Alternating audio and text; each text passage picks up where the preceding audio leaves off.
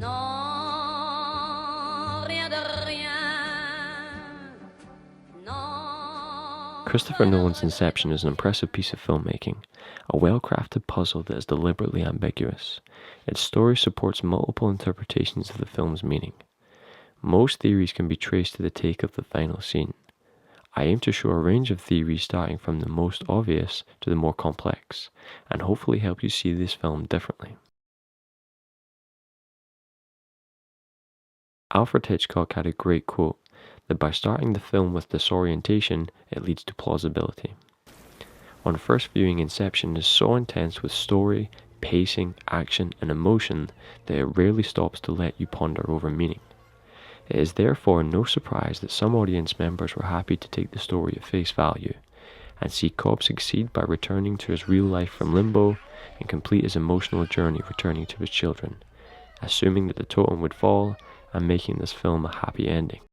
There is evidence to support this idea, and if you look closely at Cobb's wedding ring, he doesn't wear it in all of his scenes, maybe hinting to us that in his dreams he is still connected to his wife through marriage and the ring.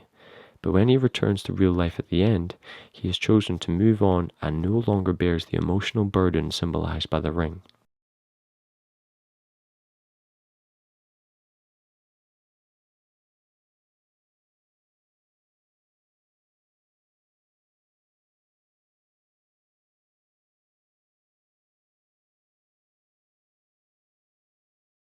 Interpretation 2 requires some revisiting of Nolan's previous work.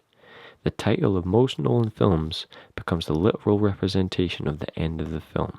In Memento, Leonard has a clue written on a piece of paper, and at the end of the film decides to get it tattooed as a memento. In The Prestige, we are told in the beginning that a magic trick is made up of 3 parts: the pledge, the turn, and the prestige. At the end of the film, we are presented with Nolan bringing back something, which is the 3rd part of a magic trick, the prestige. In The Dark Knight, Jim Gordon gives a speech about the heroic nature of Batman, as if knighting him for his efforts, coupled with Batman on the Batpod racing away as if on a steed riding into the distance. In The Dark Knight Rises, Gotham's new protector rises up on the Batcave's platform, The Dark Knight Rises. In Inception, did the spinning top fall or go on? The idea of whether the film is real or a dream is implanted into the audience's mind. This is called Inception. Nolan has performed Inception on the audience, leaving them with doubt and sparking discussion about the film's meaning.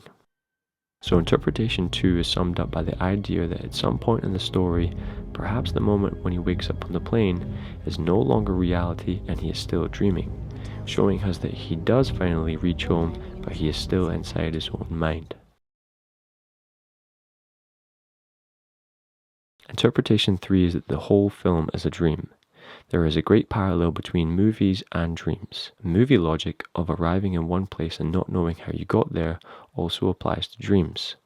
The idea that the whole movie is a dream for the audience can be noted in the last minutes of the credits. All through the credit titles we hear heavy Inception music, but the final song to be played is the song that is used to signal to characters that the dream is about to end, perhaps playing as a sign to the audience that they have been experiencing a dream state and that it is time to wake up.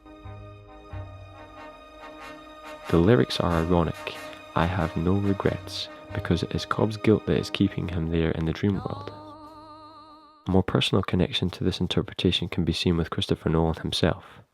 Inception was produced by his wife, who produced all his films. There is a strong parallel between Christopher Nolan and his wife creating movies, and Cobb and Mal creating worlds in limbo, telling us that Inception is loosely based on his life. Dreaming for a living, being away from his children, and creating mind-bending worlds with his wife, Christopher Nolan also bears a resemblance to Leonardo DiCaprio. The other characters in the film also mirror that of a film crew. Cobb would be the director, Ames is a shapeshifter or actor, Sato is the money man or executive producer, Ariadna is the architect or production designer, Arthur is the day-to-day man taking care of things, the DP or the producer, and Yusuf would be in charge of special effects, supporting the idea that Inception is a metaphor for filmmaking.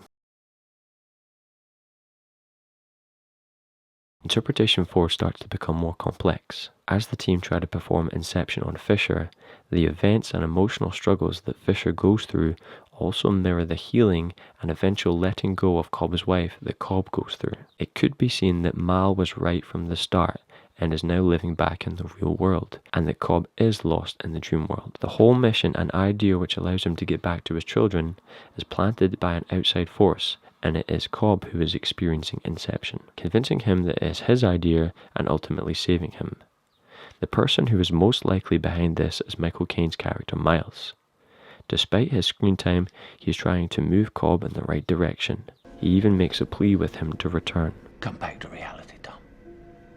Since this must be Cobb's idea for it to take, Miles's presence is presented to us through Ariadne, therefore changing the relationship dynamic between Cobb and her and allowing her as an outsider to challenge and criticize him. Perhaps like Ames, Miles is a shapeshifter and is personified through Ariadne through the story, putting Cobb through a series of challenges in order for him to make peace with the guilt he feels, represented by Mal in his dreams. At the end of the film then, the final scene takes on a different meaning. Instead of the question being raised regarding the totem, we see that Cobb spins it and then walks away. This is the only time he does this in the film, telling us that whether this is a dream or not, he doesn't care. He is emotionally ready to move past his guilt, and he is ready to return to his children. Another aspect that is often overlooked is that the spinning top isn't Cobb's totem. It is his wife's, therefore is a false indicator, and the result that can be manipulated by Mal, meaning that whether the totem falls or not at the end is a false reading of whether he is in a dream. It would be more fitting to say that Cobb's children are his totem, constantly popping up throughout the story in the dream world and unable to see their faces, like the spinning top that always spins. But at the end of the film, when he is finally awake, where the totem should drop, he is finally allowed for their faces to reveal. The characters' names also have some extra thematic connection. This could also be taken further.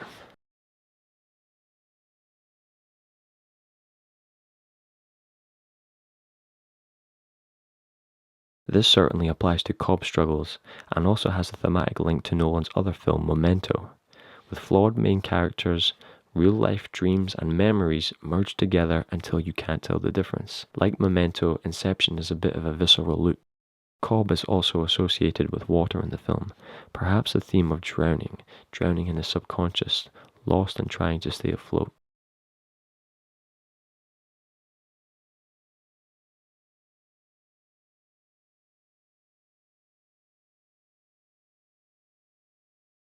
Nolan's intentional ambiguity is there to provoke discussion, not arriving at a definitive answer but a unique perspective on life.